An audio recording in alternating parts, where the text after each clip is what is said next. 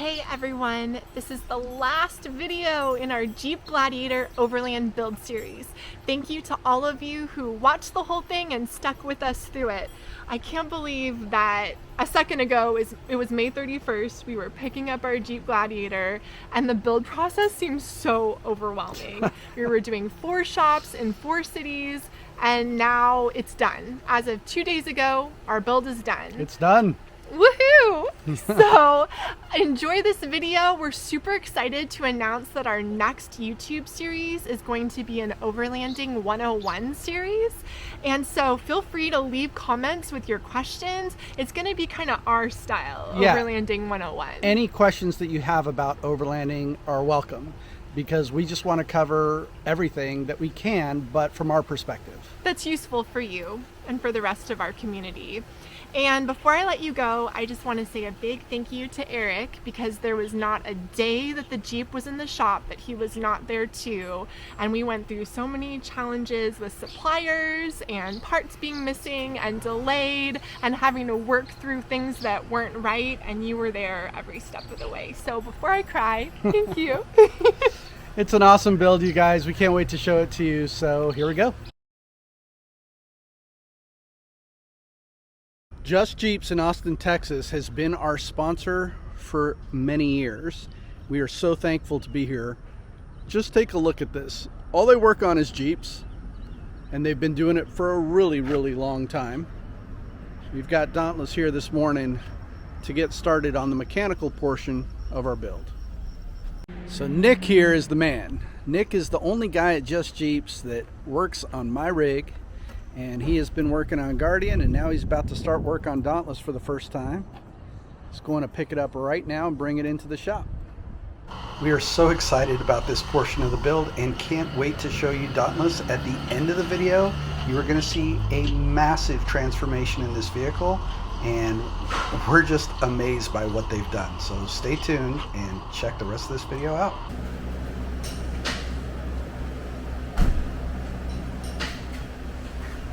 I couldn't help but laugh when I walked into the lounge at Just Jeeps and saw our Hellwig rear sway bar, our AEV snorkel, our diff covers, airbags, pre-filter, Rigid Industries lights, all of these things that had been shipped. Our tires were sitting there in the lounge.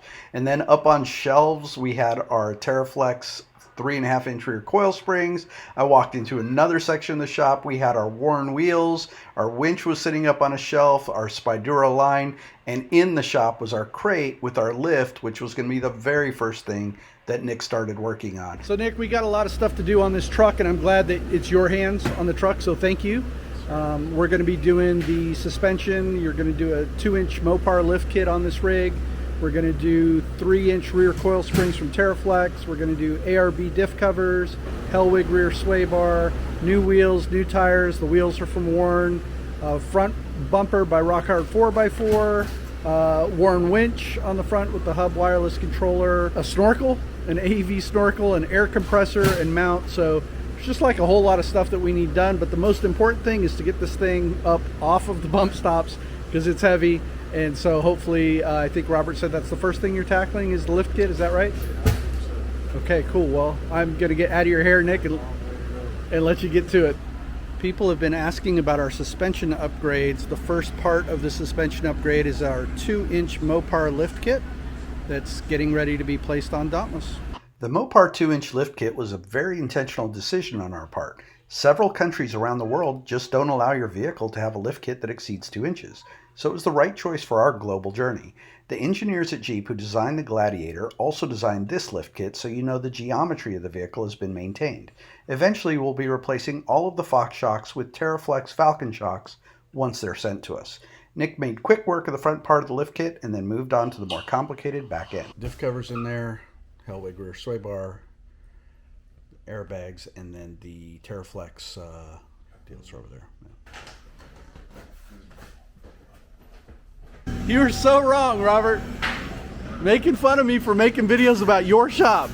I was making fun of them. Robert White, the owner at Just Jeep, steps out throughout the build process to inspect and improve the work that's being done. He's a lot of fun. Normally you'll find him in his office on the phone with companies or taking care of customers. Every now and then you'll even catch him just doing something menial so that his certified techs aren't interrupted in their work. Robert's a private man with a fascinating life story, and I basically had to stealth sneak video of him to include him in this video. But he's been so good to us over so many years as our sponsor that I just couldn't make a video about the work that his shop does without at least including him in it just a little bit. To Robert, we want to say thank you for being instrumental in helping us pursue our dream of driving around the world. A solar storm. I heard about that. It's supposed to interrupt communication. Is that what it's supposed to do? Yes. Good. So Nobody called me no. then. Before it interrupts communication, call about those spacers for me. Right, I'm doing it right now.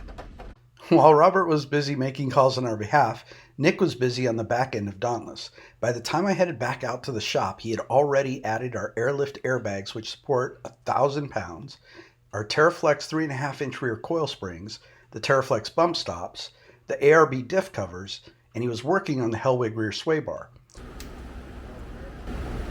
Of course, I caught that on video. You know, the rear suspension build out on Dauntless was recommended to us by a combination of our mystery friend from shop number 2 in our build, if you watched that video, and the fine folks at TerraFlex, who are one of our gear sponsors. We're carrying a lot of weight in the back of Dauntless, and it's critical to us to have the right rake, stance, and geometry on the vehicle for the type of travel we'll be doing around the globe. Lastly, our Fox shocks, which were installed and come with the Mopar 2-inch lift kit, are going to be replaced with the TerraFlex Falcon shocks just as soon as we can get our hands on them. Oh, and as a quick side note, I found a fellow veteran friend in the Austin area to give our Jeep crate to. A lot of Jeepers like to use these for projects around the house, so that was pretty cool. Anyway, back to the build. It was now time for our wheels and tires.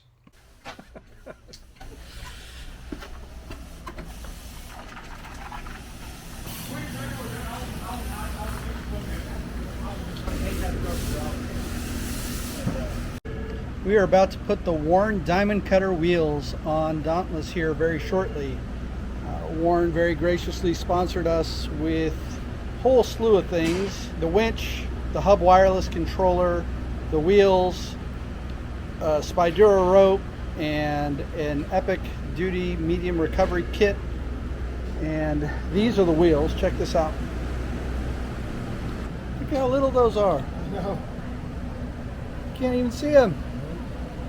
That is so sweet. Now, for those of you into off-road vehicles and overlanding, you may be asking yourself, why aren't they running 35s or 37s? Why in the heck would they go with such small tires for a rig like this? Well, the answer is that these tires were specifically recommended to us by Scott Brady of Overland Journal and seconded by Dan Greck of The Road Chose Me. Both these guys are friends of ours, and both of them are extremely experienced international overlanders. Basically, as they explained to me, you can't source 35s and 37s in much of the world, but these BF Goodrich KO2 341050s are much more common and easier to replace. Also, they weigh less, keep our rig short enough to fit in a transoceanic shipping container, give us better fuel economy, and put less wear and tear on the engine. And honestly, I think they look pretty good on the vehicle, all things considered. We'll show those to you at the end of the video when the rig is sitting on the ground. But we still have more to do. Time to move back to the front end of the vehicle. Now, this portion of the build proved to be the most challenging. Anyone who's ever built out an overlanding vehicle knows that when you have multiple aftermarket manufacturers that have gear that all needs to work together in unison, you have to find the right way to make that happen. For us, much of the challenge came from making the rock-hard 4x4 aluminum front bumper work with our Warren winch and our Rigid Industries lights. The Rigid Industries fog lights are incredible, but they're universal for bumpers, which means that Nick had to fabricate brackets to make them fit just right and be angled perfectly for their function. Once the fog lights were in, Nick added the Cascadia 4x4 flipster, which allows access to the winch line when you flip the license plate up. And then it was time to figure out how to correctly place the Warren 9.5 XP winch into the lowered winch plate. Now, the folks at Rock Hard 4x4 assured me that the winch would fit into the cavity, and it did, but the mounting holes on the winch plate were not positioned far enough over to the passenger side for us to be able to center the winch. And this means that the winch line could not be properly used or spooled. So the team had to take everything back off, remove the winch, and then cut into the winch plate to allow the winch to be sufficiently moved over to the passenger side. So my man Nick is a beast, so this is what he had to do here. He ended up having to cut this little corner right here and a little bit off that bolt. You can see it kind of over here on this side. This little rounded corner and this bolt. Gotta cut that on this side in order to fit and get it centered so that it was centered on the fair lead here for the spooling. And pretty soon I'm sure he's gonna back Dauntless out and spool the worn Spydura line onto here with the appropriate tension to get it on there. For those not familiar, when spooling a winch, you have to put the right amount of tension on the line so it spools properly and is ready for use. Nick backed Dauntless out, attached the winch line to a solid anchor point, and then spooled the Spydura night line, and the next step was the AEV snorkel and sy-klone pre-filter. This is the box for the snorkel and the sy-klone pre-filter, which is going to go on this side of Dauntless. The GPS unit for the dash cam is actually underneath this cowl, and the snorkel is going to come down here and go over here. I'm gonna have to cut a hole here in the hood in order to make that happen. And then the pod lights are supposed to go on this corner as well. So one of the things that Nick is currently looking at is how does this snorkel work with the pod lights that are going to go here, and also does it impact that GPS unit? So that's what we're looking at now. Nick mocked everything up and figured out that the lights, the snorkel, and the GPS would all work together perfectly with the way he had it figured out. So he decided it was time to start cutting the vehicle, and I think I went to lunch. I wasn't going to film that, but when I came back from lunch, it was done. I've always had a hard time watching somebody cut into my vehicle, but Nick's a master. He did it well. This is actually the second snorkel that he's installed for us, so he got that done and started putting on the fitment kit for the snorkel and getting it ready to be mounted. Brackets are still being put on, but you can start to see what the AEV snorkel is going to look like. Nick finished the snorkel and sy-klone pre-filter install, which we'll show you in just a moment when we do a walk around. But next was the mounting and wiring of our Rigid Industries pod lights. We have 2 spotlights and 2 floodlights. We mounted the spots on the inside towards the center of the vehicle and the floods on the outside. In addition to the pod lights and fog lights, Nick also installed our 10-inch E-Series Pro light bar by Rigid Industries that actually puts out more raw lumens than the sun. After this, the final piece in the Just Jeeps build was the mounting of our ARB air compressor, and this unit is mounted on the driver's side firewall using a way-of-life mount. And that's it. Now it's time to do a quick walk around Dauntless. Are you guys ready to check this out? We're really happy with it. I hope you like it. It's super windy here. I'm on the beach in Corpus Christi, so I'm gonna have to voice over this. I was hoping not to, but hey, it's the coast. Anyway, I'm about to show you Dauntless. You guys check this out. On June 7th, Dauntless was a stock vehicle, and today, on July 22nd, the major portions of our build are complete. You can see that the rake, or stance of Dauntless, has been fully recovered using our Mopar 2-inch lift, Terraflex rear coil springs, and Airlift 1,000-pound airbags. There is no sag whatsoever. Here you can see the AEV snorkel with the sy-klone pre-filter. Just Jeeps did a super clean install on this, and for those thinking about adding one of these, just note that the ejection slit should be facing out away from the vehicle. The air is sucked in through the bottom of the unit. Larger particulates are blocked by the initial grid. Inside the pre-filter housing, a rotating sy-klone fan ejects any particulates that made it into the filter and out through the slit away from the vehicle. Then the clean particulate free air flows down through the channel and into the air intake into the engine. We have dual Rigid Industries pod lights on each side of the vehicle. We have floodlights on the outside and spotlights on the inside. Neither the pod lights nor the snorkel interfere with the GPS unit for the dash cam that is mounted under the cowl. On the front of Dauntless, we have the Rigid Industries fog lights here in the corner, and then we have the 10-inch E-Series Pro light bar.